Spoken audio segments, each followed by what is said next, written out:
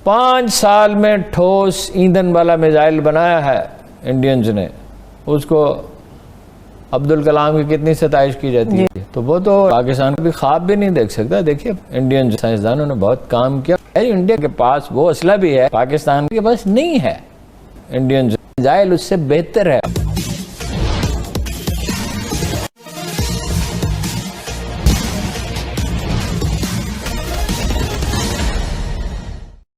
पाकिस्तान की मीडिया में आज यह चर्चा हो रही है कि भारत ने अपने परमाणु हथियारों को विकसित कर लिया था, जबकि उस समय तक पाकिस्तान में किसी ने परमाणु हथियार का नाम तक नहीं सुना था।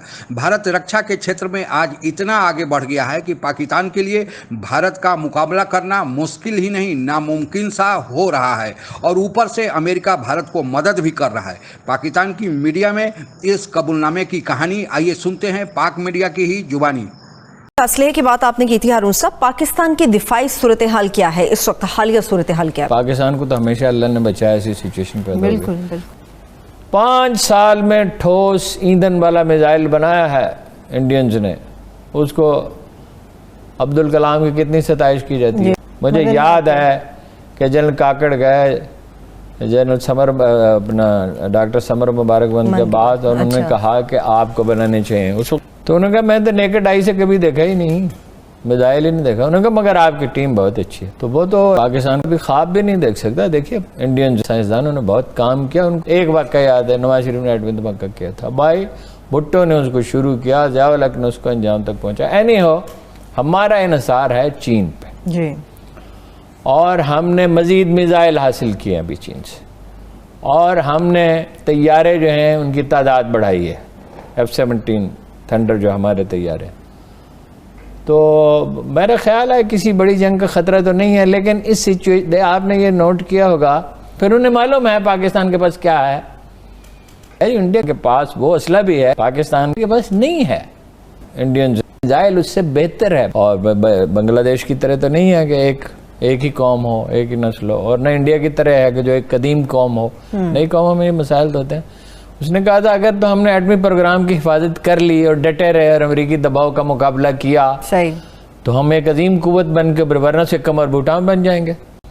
कि जैसे ही कोई सिचुएशन थोड़ी सी पाकिस्तान में अदम इस्तेहकाम की होती थी, नवाज शरीफ साहब कुछ हंगामा उठाते थे यहाँ या वहाँ जाकर, तो कंट्रोल लाइन पे भारी तोपों की गोलाबारी शुरू हो जाती थी। बिल्कुल सही बात है, बिल्कुल याद है। और अब भी कुछ तेवर उनके बदले हुए हैं, लेकिन ये कि आसान नहीं है। ठीक है। अमेरिका से पाकिस्तानी कौम बेजार हो चुकी है बहुत बुरी तरह, और फौज भी बेजार है। लेकिन ये नहीं है कि उनके साथ लड़ाई की जाए। वक्त गुजरने के साथ साथ हमारा इन्हिसार उन पे और कम होता जाएगा। बिल्कुल ठीक बात है हारून साहब। लेकिन और भी मसला है। एक अमेरिका फौजी अड्डे डिमांड कर रहा है, TF का इजलास होने वाला है। एक उनकी बड़ी मजबूत लॉबी है अमेरिका की। पाकिस्तान ग्रे लिस्ट से निकलना चाहता है। नहीं, देखिए ना, वो दबाव तो रहेगा। जब आप उनकी बात ही नहीं मानते, वो एलिस वेल्स आती थी ना, बताती थी जी कि भाई आपको सीपैक से हम कैसे दस्तबरदार हो सकते हैं, कैसे दस्तबरदार हो सकते हैं। उस पर इतनी इन्वेस्टमेंट हो चुकी है, इतना हम आगे जा चुके हैं। वो आप इंडिया की तस्वीराती हलीफ हैं, स्ट्रेटेजिक पार्टनर हैं, कि जंग तो नहीं होगी, बड़ी जंग तो नहीं होगी, लेकिन कोशिश कर। अच्छा, ग्रे लिस्ट का ये है कि मेरा अपना ज़ाती अंदाज़ा ये है कि ग्रे लिस्ट में रहेगा।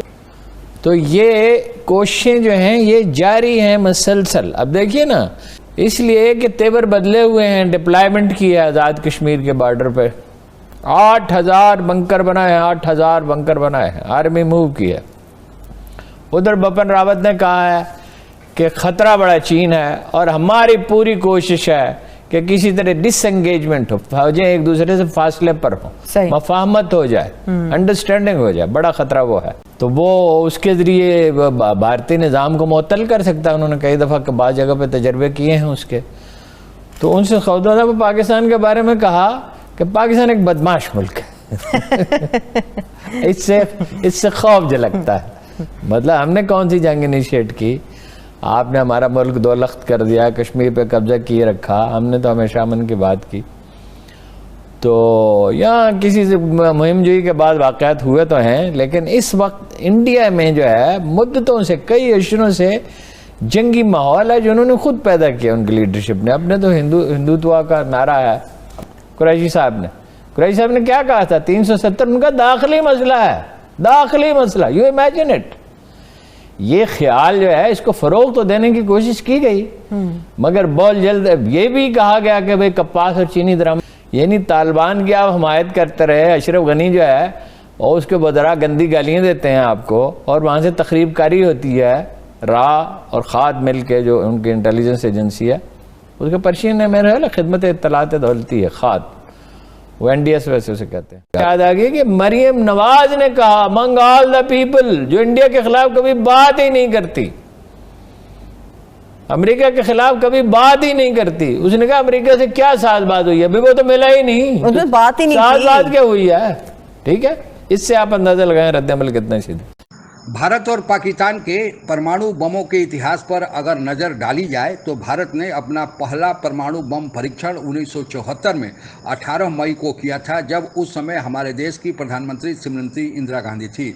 इसको पोखरण 1 के नाम से भी जाना जाता है। पोखरण नामक एक जगह राजस्थान में है। चूंकि यह परीक्षण वहीं पर हुआ था इसलिए इसे पोखरण 1 कहा जाता है।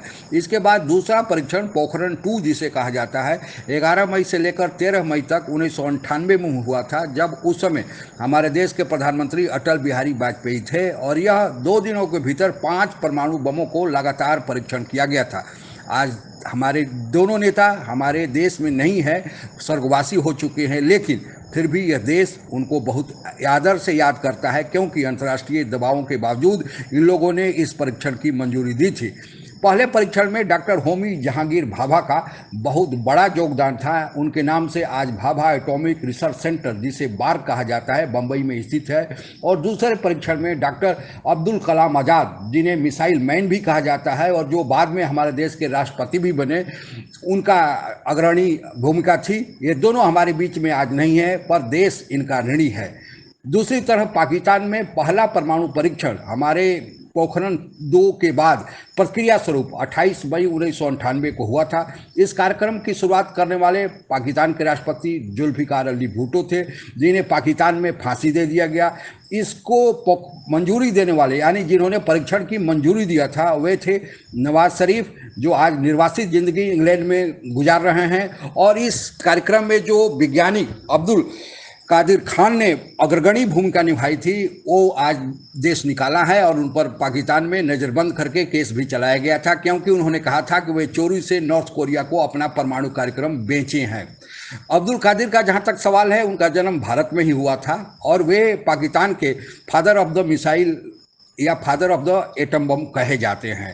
हालांकि भारत की स्थिति देखिए कि हमारे यहाँ जो लोग भी इस कार्यक्रम में लगे हुए थे उनको कितने आदर से देखा जाता है, और दूसरी तरफ पाकिस्तान डिंग तो भरता है कि उसके पास भी परमाणु बम हो गया है आज की तारीख में। लेकिन जिन लोगों ने इसमें अपना सहयोग किया था, जिन लोगों ने इसको मंजूरी दी थी, उनकी हालत क्या है?